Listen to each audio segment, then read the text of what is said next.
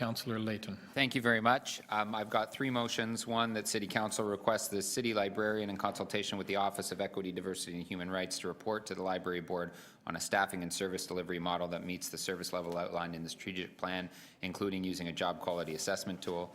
Two, that on behalf of Councillor Perks, that the Chair, Toronto Police Services Board, provide a budget briefing note on A, the amount of money in the police services budget for salary increases for individuals who are not members of the police union, and B, how these salaries compare to the Canadian Police Services, both in the amount and in the 2016 increase, and C, that the Deputy City Manager and Chief Financial Officer and the Medical Officer of Health provide a budget briefing note on the impact of and rate of inflation on food and the student nutrition program. I think a lot of Torontonians in 2010, after the election, thought that we would be moving from the circus tent to the boardroom here in Toronto. Sadly, with respect to our budgeting, it looks like we've started lining up at the payday loan shop. This happened last year in the budget when the city loaned itself some money to pay for a structural deficit, and it's happening again this year in the budget. We're adding levels of service that we had no intention of paying for when the promises were made, and even less intention of paying for when it's come to budget time.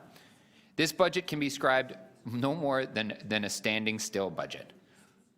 We're taking some little steps backwards with things like avoiding an inflationary increase on the Toronto Urban Health Fund. These are programs that are becoming more expensive for service delivery agencies to provide, and we're not providing additional money that will get down to those individuals. The open door housing program. We've made all these great announcements of all this work staff are going to do, and we've given them no more resources to do it. How are they expected to do their job and now yet another job? Student nutrition. We all know the cost of food's going up at an incredible rate, and we are not including the rate of inflation increase, Mr. Campbell. Please read the motion that's in front of you. The inflationary increase for food is not there. It's not included. Neither is addressing the needs of our childcare. Instead, we seem to be standing still. And I know residents in my part of Toronto hoped that after the last election we would start moving forward again. And certainly we elected a mayor that likes making big announcements about better service on transit, about better work in our housing. But the fact is the money didn't show up in the base budget. Some of it's come back now, but certainly not the big pieces that we were hoping for. Transit riders are paying more, but they're not getting their service improved. A little bit of improvement on streetcar reliability, but everyone in the system is paying more as a result. The worst part of this is even the part that we are funding, we're doing it in a bit of a not so honest way. What we're doing is essentially saying, we're taking either one-time funds or indiscriminately cutting other things. We're budgeting by throwing darts blindfolded, essentially. We're saying this group needs to find this savings, and TTC, while we're increasing you only this amount, you got to find this many more millions in savings as well. And I know that's not what I heard and hear from my residents. I know that's not what I heard at the budget at our budget deliberations.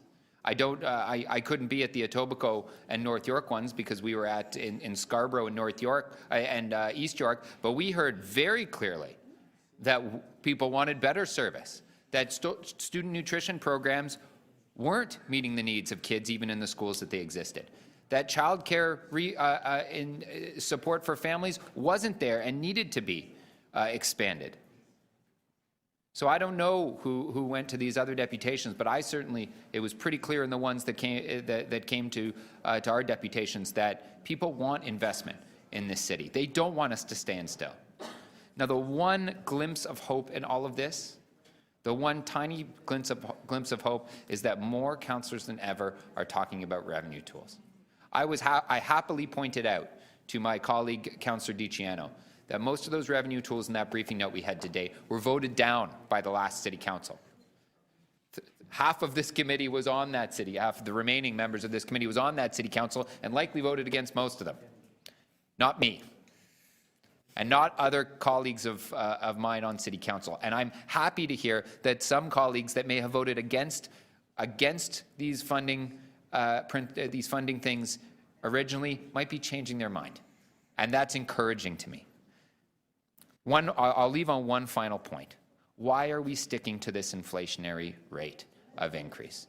There is no possible point on this besides a promise made by the mayor. But if the mayor is willing to admit that he cannot stick to a promise about an increasing rate of transit, then why can't he step up and admit that this is not a sustainable budget now and we need to make proper financial decisions for our city? Thank you, Councillor.